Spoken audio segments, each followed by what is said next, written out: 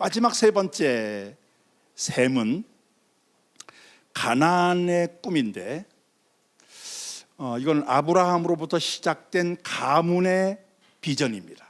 근데 그 비전을 요셉은 놓치질 않아요. 창세기 50장 24절 25절에 보면 요셉이 형들보다 일찍 죽습니다. 어떤 분에게 얘기를 했더니 안타깝다고 그러더라고요. 요셉이 얼마나 뛰어난 인물인데 그 능구렁이 같은 형들보다 먼저 죽다니, 이런 거예요. 성경 내용이니까 우리가 받아들여야죠.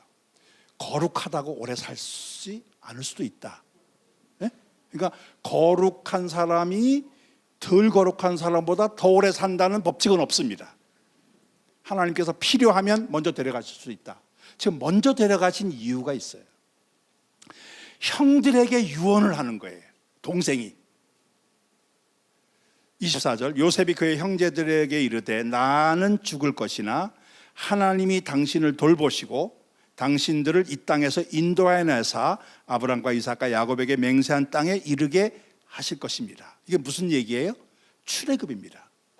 지금 출애굽에 대한 비전을 당부하는 거예요. 그러니까 이 요셉의 다른 형들은 출애굽에 대한 비전이 없을 수 있어요. 요셉이 그걸 가지고 있는 거예요. 그러니까 그가 먼저 죽으면서 사람이 유언은 끝까지 지키는 게 있잖아요. 마지막 말이니까 형들에게 반드시 하나님께서 이 땅에 당신을 돌보고 이 땅에서 가나안, 약속한 땅으로 이끌어내실 것, 출애굽에 대한 비전을 얘기합니다. 25절, 요셉이 또 이스라엘 자손에게 맹세시켜 이르기를 하나님이 반드시 당신을 돌보리니 당신들은 여기에서 내 해골을 메고 올라가겠나이다 하라, 가겠다 하라 하였더라. 이 무슨 얘기예요? 요셉이 유골을 보관해 두었다가 가져가 달라는 거예요. 그러니까 출애굽 비전을 제시하면서 그 출애굽에 내 유골이 함께 올라가기를 바란다 하는 것입니다. 여기에는 요셉의 뛰어난 신앙 고백이 담겨져 있습니다.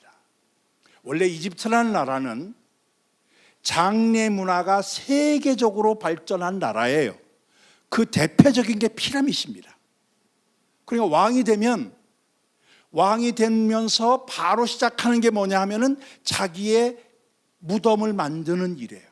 하루아침에 안 되거든. 적어도 20년, 30년 걸려서 만드는 대건축 공사인데 그 피라밋을 만드는 것, 거기에 보면 왕의 무덤 하나 들어가기 위한 거예요. 그만큼 이집트는 사후세계에 대한 관심이 많았고 그래서 장례 문화가 발전돼 있습니다. 그것과 함께 미라를 만들어요. 이 미라 만드는 방법이 지금도 이제 미라가 막 발굴돼 가지고 그 미라를 그 박물관마다 전시해 놓고 있는 거 잘 아실 거예요. 당시에 요셉은 정치적 권력과 종교적 권력을 한 몸에 갖고 있는 사람이에요. 그러니까 무소불위의 권력을 소유한 사람입니다. 누구도 그를 넘어설 수 없는 당대 최고의 힘을 가진 사람입니다. 지금으로 말하면 미국이 최강대국인데 이집트가 미국과 같은 거예요. 그 미국의 최고 권력자인 셈이에요.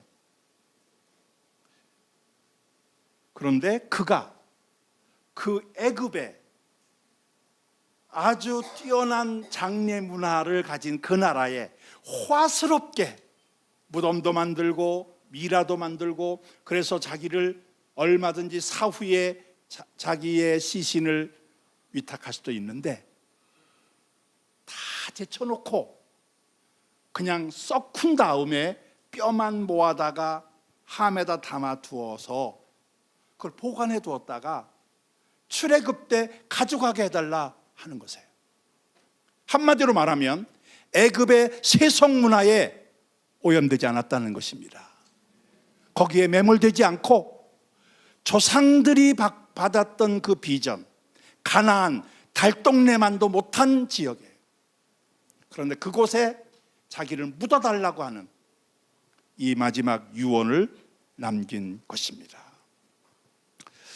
저는 바로 이런 그 가나안에 대한 꿈, 이 꿈이 그는 그를 지켜준 힘이었다라고 보여져요.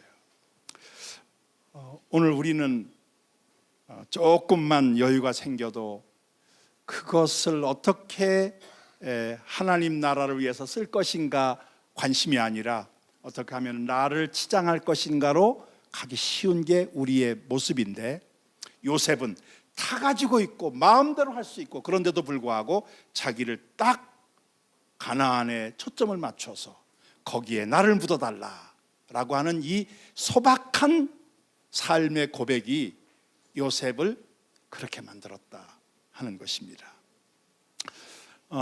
지금 이스라엘에 가면 요셉의 무덤이 있어요. 쉐겜이라는 곳에. 저는 갈 때마다 일부러 요셉의 무덤을 방문합니다. 얼마 전까지만 해도 유대인이 지켰는데 지금은 팔레스타인 자치정부 지역으로 들어가서 팔레스타인 경찰이 지키는 무덤이에요. 아브라함, 이삭, 야곱 이 세 사람의 무덤은 헤브론에 있는데 야곱의 아들 12아들의 무덤은